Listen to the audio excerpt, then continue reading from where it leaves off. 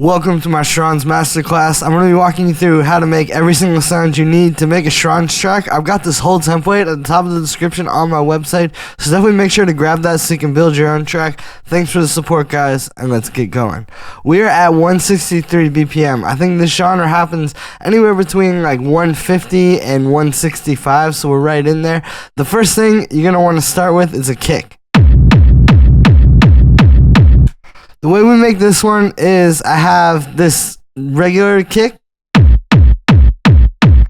right? So there's your main punch. It's this kick. I made it a little bit shorter, and then I cut a little bit of sub out as well, and then just, converted the bass to mono. Then we got our rumble. So the way I made the rumble is it's actually this. Right, so we have this kick here going into a bunch of reverb, and then it's being distorted after the reverb as well, and there's even a subcut going into that. Then I took that, and I'll duplicate it for you, and then I bounced it down, right? And the reason why you do this is because you want this really steady rumble. That's like kind of the same thing. Like that over and over. And as you can hear, this isn't really going to give you that. Even if you sidechain it, it's like kind of always slightly different because of the nature of the reverb. So that's where the bounce comes in. You take that and you just pick one quarter note like this, and then you get rid of the rest of it, and then you can literally just shape that. You don't even have to sidechain because you can just shape it with the fades in Ableton. Like I did it like this, as you can see. And there you go. So I've got that, and I'll just low pass it down, and then also as far as processing goes, I consider this fade like also audio processing. And there you go. Then we've got our first little crunch percussion loop. So what I did here, I'll turn off all the effects and just show you. I took that same reverb bounce, and I bandpassed this one so it's more in the mid-range. And then I took this little loop. Like it's literally just a tiny piece of a whole breakbeat. I'll show you the full breakbeat. Right, I took that. Right, and it just goes over and over. Then those are in a group, and they're really quiet because then you just are going to kind of distort them. There's a bunch of amp. A middle low pass filter cutting off some high end, a really heavy saturator, high pass filter because you just want this to be in the mids and the highs, and then we get this auto pan to give it the side chaining effect with the kick.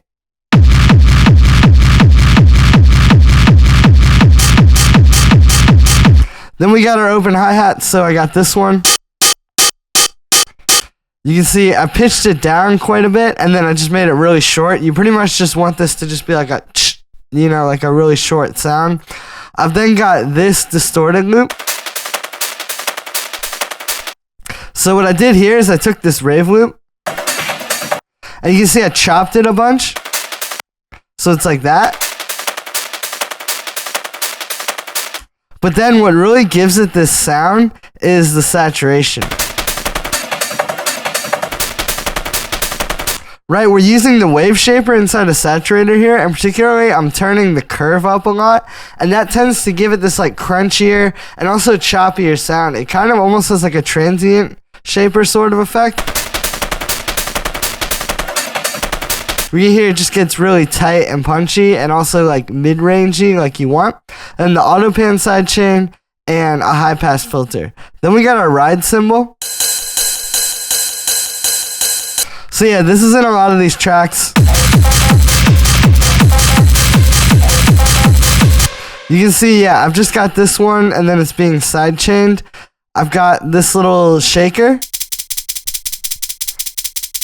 which is also being sidechained. And then we got some loops. I've got this one.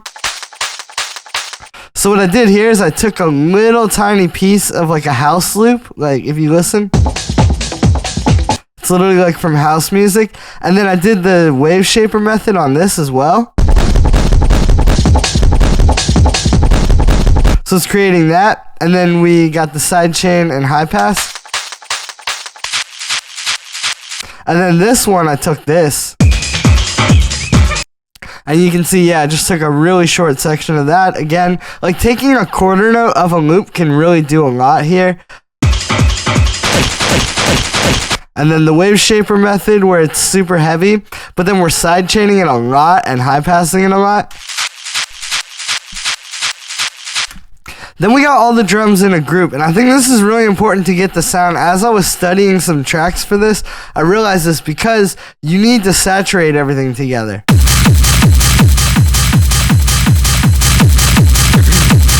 Right, to really get that crazy Schranzy kind of sound where you're hearing that like crunched percussion, it's the sound of the rumble and the kick, like the really heavy bass, pushing up against the high end in the percussion, and you get that with saturation.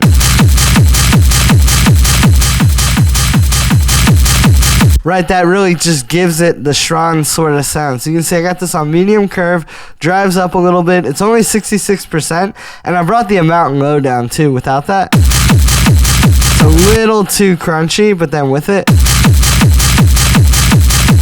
But yeah, very important for the sound. And then also here in the break, you can see I've got this high pass filter.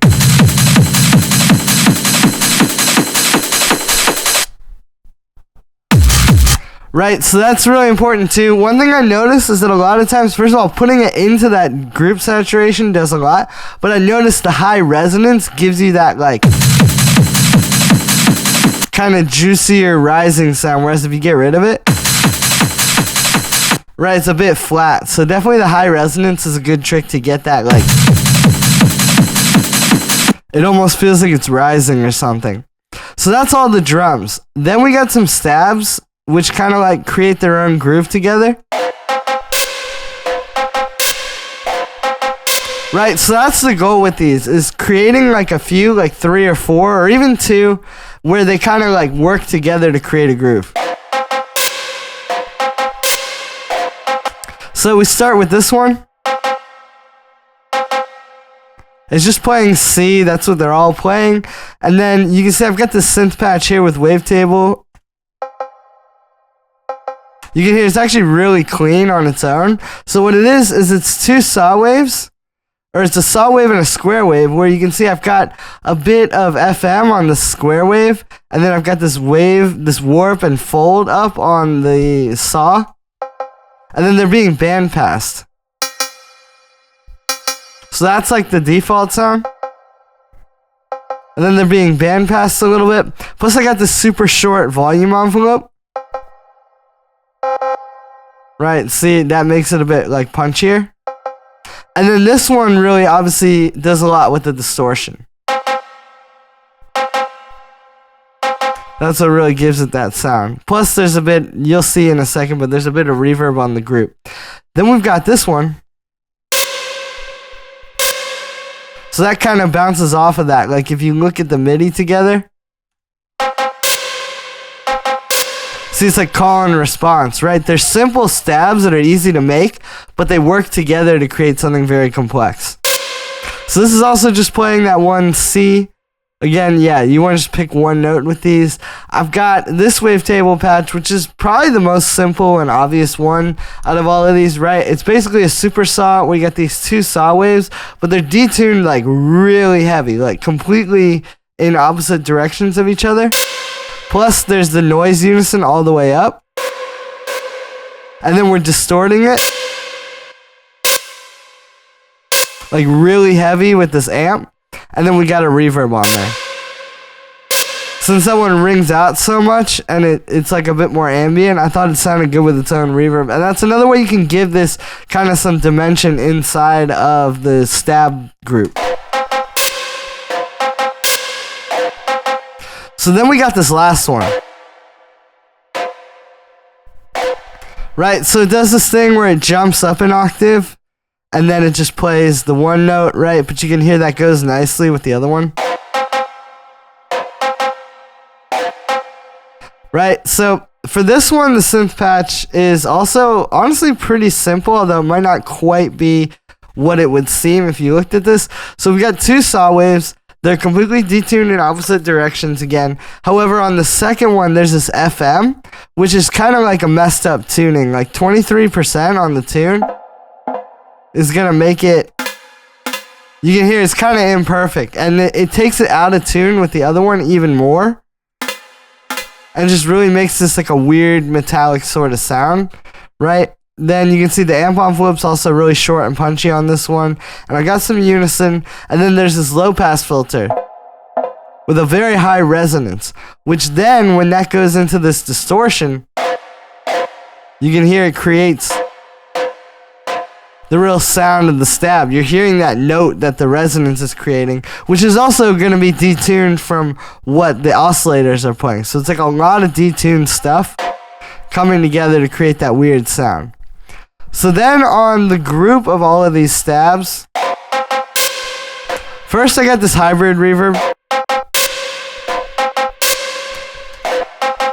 You can hear it's nice, just putting everything in like its own kind of room together, and also this helps it, you know, kind of sound like one like cohesive thing, because it's all going into the same space, right? Like they're all in the same room.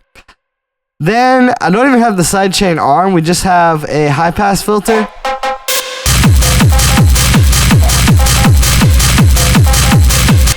And that is how you make proper Schranz. So that's going to be it for this one, guys. I hope you enjoyed. Make sure to like this video as well as subscribe. Grab this template at the top of the description if you haven't already. It's a really great one to build a whole track out of and get everything you need to make Schranz. Thanks for the support, everybody, and I will see you tomorrow with another video.